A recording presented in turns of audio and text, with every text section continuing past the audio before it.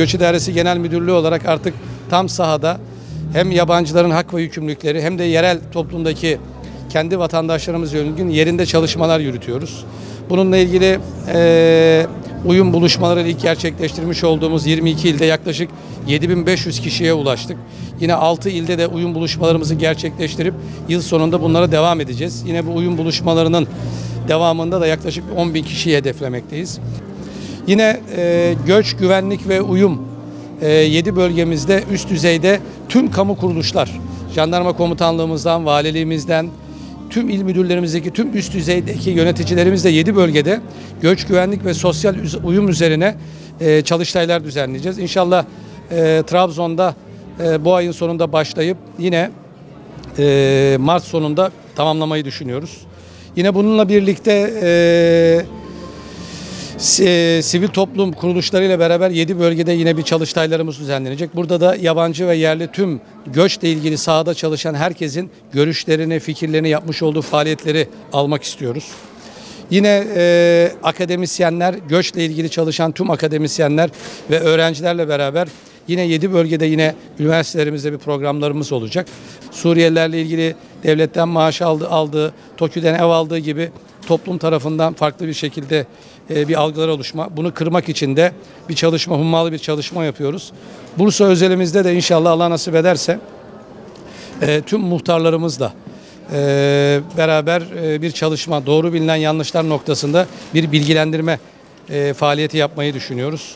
Bununla beraber kamu spotları, film çalışmaları ve bilgilendirme amaçlı yüksek düzeyde bir çalışmalarımız da olacak. Niye bunları yapıyoruz? Uyumu anlatmamız gerekiyor ve Türk toplumuna doğru bilgilendirme yapmamız gerekiyor. Altını çizerek en önemli bir projeden de bahsetmek istiyorum size. Allah kısmet ederse Ekim ayında beraber genel davranış kuralları, birlikte yaşam kültürü, Türkiye'de yaşam rehberi noktasında Milli Eğitim Bakanlığı'nla beraber tüm Türkiye'de bulunan 4 milyona yakın Suriyeli kardeşlerimize bir eğitim programı yapmayı düşünüyoruz. Buna da Ekim ayında beraber bir seferberlik ilan edeceğiz. Bununla ilgili çalışmalarımız var. Bizim için uyum çok önemli. Uyum dille başlar diyerek bu çalışmaları yapıyoruz. Genel olarak buradaki insanların burada kalıcı olacağı şeklinde bir düşünceler var. Buna hazırlık bir çalışma mı yapıyorsunuz diye söyleniyor. Şu an günlük yaşamın içerisinde Suriyeli kardeşlerimizle mahallede, sokakta, hayatın her alanında birlikte yaşıyoruz. Şu aşamada misafir ettiğimiz bu kardeşlerimizle birlikte yaşam kültürünü oluşturmamız gerekiyor. Göç İdaresi Genel Müdürlüğü'nle beraber tüm kamu kuruluşlarımız, sivil toplum kuruluşlarına, basına, insanımızda büyük görev düşüyor. Bu anlamda bu çalışmalarımızı yaparken aynı zamanda da daha doğru ve bilgilendirici faaliyetleri bizlerin de sorumluluk sahibi olarak yapması gerekiyor. İnşallah muvaffak oluruz. Suriyeli'deki insanlara vermiş olduğu hizmetten dolayı daha iyi hizmet edinmeyi istiyorlar. Biz de kendilerine, kendi ülkemizin vatandaşlarına sıkıntı olduğunu söylüyoruz. Yine nefret söylemleri gibi bir takım sosyal tansiyonun yükseldiği gibi söylemler oluyor ama bizim milletimizin genelinde böyle bir şey ne geçmişimizde ne tarihimizde böyle bir şey olmadığını görüyoruz. Tabii bireysel olarak kamu kuruluşlarında yaşamış olduğu sıkıntılar var. Almış olduğu hizmetlerle ilgili bazı konularda bilgi eksikliği var. Bazı konularda göç idaresiyle ilgili yol izin belgesinden tutun bazı sağlık hizmetlerine ilgili bir takım yaşadığı sıkıntılar var. Onları da ilgili kurumlarla paylaşıyoruz. Üzerinde çözmeye çalışıyoruz.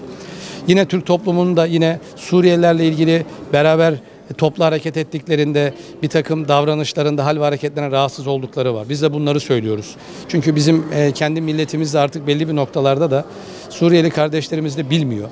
Onlar da Türk toplumunun hassasiyetlerini bilmiyor. Yüksek sesle konuşmak, gece 11'de mesela eğlenceli müzik şeklinde yapmak bizim kültürümüzde yok. Tabii bunları aşmamız gerekiyor. Türkiye Cumhuriyeti Devleti iç göçü yaşayan, iç göçteki bir tecrübesi olan bir millet. İç göçte yaşamış olduğumuz tecrübe ve tarihsel birikimimizle beraber bunları sabırla yol alacağımızı düşünüyoruz. Sabır ikinci akıl. Yol haritamız bu. İnşallah bunların üstesinden geleceğimizi her iki toplum içinde düşünüyoruz. Tabii nefret söylemi kabul edilebilir bir şey değildir. Bizim kadim kültürümüzde ki Bursalılar bunu çok daha iyi bilirler. Çünkü ecdadımızın Anadolu'yu vatan eyledikten sonra gelip de durdukları ve şehri muazzam eyledikleri, tahtı kadim eyledikleri çok kıymetli bir yerdir Bursa. ve göçlerle oluşmuş bir toplumdur. Gönül coğrafyası olarak nitelendirdiğimiz bütün etrafımızdaki coğrafyamızdan insanlarımız gelip Bursa'da yaşamaktadır. Şu anda Bursa'da 150 farklı ülkeden yaklaşık 260 bin farklı insan yaşıyor. Ve bunlar Bursa'nın kültürüne, ekonomisine, finansına, eğitimine son derece büyük katkılar veriyorlar. 2 tane çok güzel üniversitemiz var. Uludağ Üniversitemizin akademik hayatımıza olan katkıları çok büyük. Ve yaklaşık 6500 civarında yabancı öğrencimiz var. Bursa Ticaret ve Sanayi Odası'na kayıtlı çok kıymetli müesseselerimiz var. Burada yatırım yapmış iş adamları var, mühendisler var. Biz bu işin katkı yönüne bakmamız gerekiyor. Yani bize ne gibi katkıları var? Ama bunun dışında da burada ortak yaşam kültürünü gerçekleştirmek adına da uyum faaliyetlerini biz mutlaka yapmamız gerekiyor. Yani sorun var diye, başka sorunlarımız ve sıkıntılarımız var diye uyum faaliyetlerini yapmaktan kendimizi ayrı tutamayız. Bu daha büyük sıkıntılara sebep olur. Nefret diliyle ilgili bunlar mevzi ve münferit işlerdir. Yani bu işleri yapanlarda da bir zihin konforu yoktur. Bir akıl tutulması vardır. Neden? Türk'ün örfünde, ananesinde, töresinde, geleneğinde, görgüsünde, bilgisinde, ahlakında nefret, ötekileştirme, ayrıştırma, ayrı tutma, itme yoktur. Böyle bir şey bizim tarihimizde olmamış. Olmaması için de gayret sarf etmek zorundayız. Suç oranlarına gelince, insanın olduğu her yerde elbette ki suç da olacak, ceza da olacak.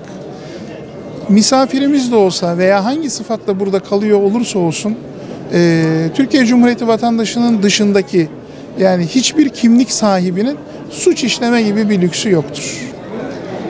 Türkiye'de maalesef olgular, vakalar algıların gölgesi altında kalıyor.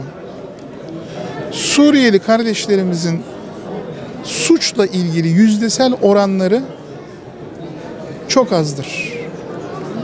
Bu şeffaf bir şekilde bu rakamlar açıklanıyor. Yalnız şöyle bir şey daha anlaşılıyor. Yani suçla ilgili rakamlarda Suriyeli kardeşlerimiz suç işliyorlar anlamına gelmez bu iş. Suça muhatap olmak suç işlemek değildir. Yani onlara karşı işlenilen suçlar var ve bu suçların çok büyük çoğunluğu da kendi aralarındaki suçlardan oluşuyor. Türk Ceza Kanunu'na göre, Kabahatler Kanunu'na göre bir takım suçlar. Ama bunların istatistiki oranları son derece düşük. Toplumun huzurunu, genel ahlak kurallarını rahatsız ve rencide edici şeyler değil. Biz sürekli olarak onlara da ifade ediyoruz. Yani ortak yaşam kültürünü geliştirebilmemiz için gündelik yaşamdan tutun da toplum kurallarına ve kanunlara uygunluk noktasında herkes aynı şekilde hareket etmeli. Yaklaşık 3,5 milyon Suriyeli kardeşimiz geçici koruma statüsüyle burada kalıyorlar. Ülkelerindeki insani kriz tamamlandığı takdirde ülkelerine geri dönecekler. Bizim çabamız şudur: döndükleri zaman güzel hatıralarla buradan ayrılsınlar. Yani 100 sene sonra kader bizi tekrar bir araya getirmiş. 100 sene daha ila nihayet barış ve kardeşlik içinde bu coğrafyada yaşamanın zeminini oluşturuyoruz, temellerini atmaya çalışıyoruz. Suriyeli kardeşlerimiz huzurlu olsunlar. Tamam.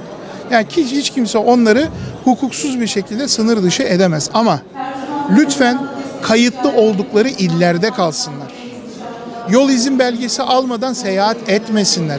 Bu bizim egemenlik hakkımız. Çünkü biz bu işi, yani bu mobilizasyonu takip etmek zorundayız. Hizmet üretemeyiz. Bunun dışında ortak yaşam kültürüne katkıda bulunacak kurslarımıza, dil becerilerini geliştirecek faaliyetlere katılsınlar. Yani birlikte yaşamanın kurallarını öğrenmek ve uygulamak zorundayız. Onun dışında kim ne derse desin, asıl olan Türkiye Cumhuriyeti Devleti'nin kamu kurum ve kurumlarının nedenidir.